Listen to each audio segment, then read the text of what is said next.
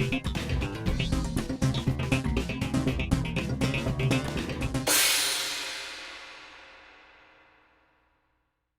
is the Astronomical Youth Organisation of Lake Constance, and we're here to show the RAMOTS. This is our real-time automatic moving object tracking system. This is this telescope, and we're going to show you a bit around the individual things. First of all, this is currently powered by 4 main stepper motors, 2 that handle the entire panning of the telescope, and 2 others that handle the tilting of the entire thing, which Paul is currently demonstrating at the controls over there, to which we'll come in a second.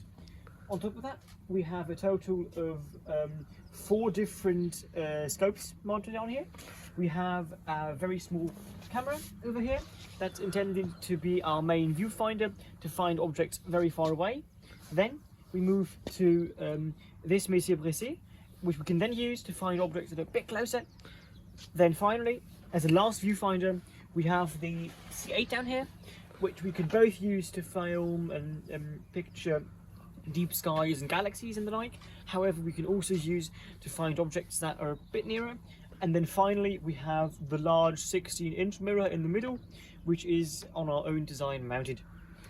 Okay, and the entire thing is controlled by a set of small Arduinos that control everything regarding power and the data input, and also the controls, to which we'll come now.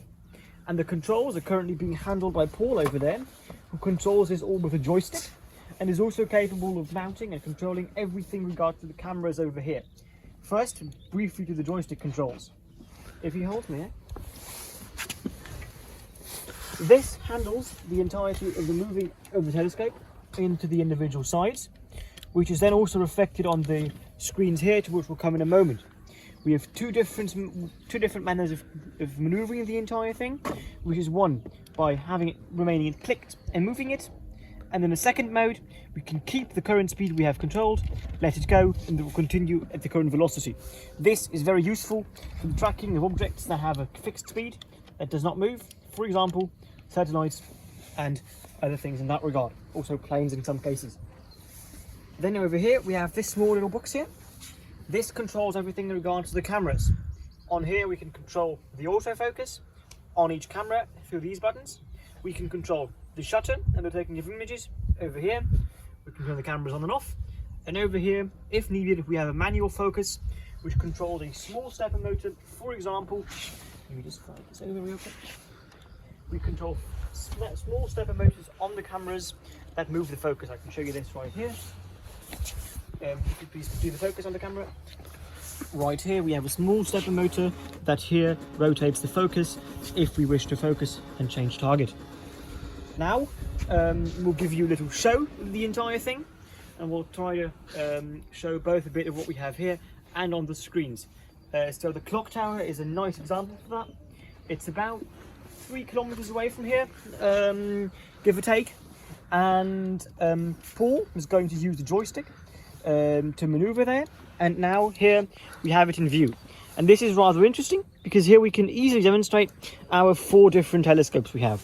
We use the camera, which isn't really a telescope, but here, and this gives us a small little window here where we can see, okay, this is roughly where we are. Then we move over to the next one, which was the white one that you saw, and then we move over to the last one, which is a C8, before moving on to our big main scope, which we also have mirrored over here.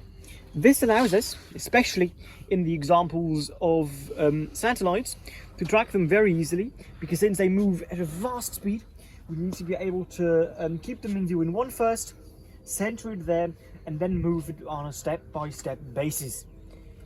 It's important to note here, this is a prototype. It's currently still rather wobbly and has some mistakes, but we'll iron that out in no time, and this is why we work on it. We need to improve the system. And our other main goals for the future are to do this entire thing with a bit more automatic movement. One of our goals, for example, is to be able to, especially in the goal of satellites, since they are represented, they are very bright dots on a dark background. Some basic computer software should be able to pick them up, discover where these dots are, and then do some clever maths to find out how we have to move the thing, and then move them accordingly.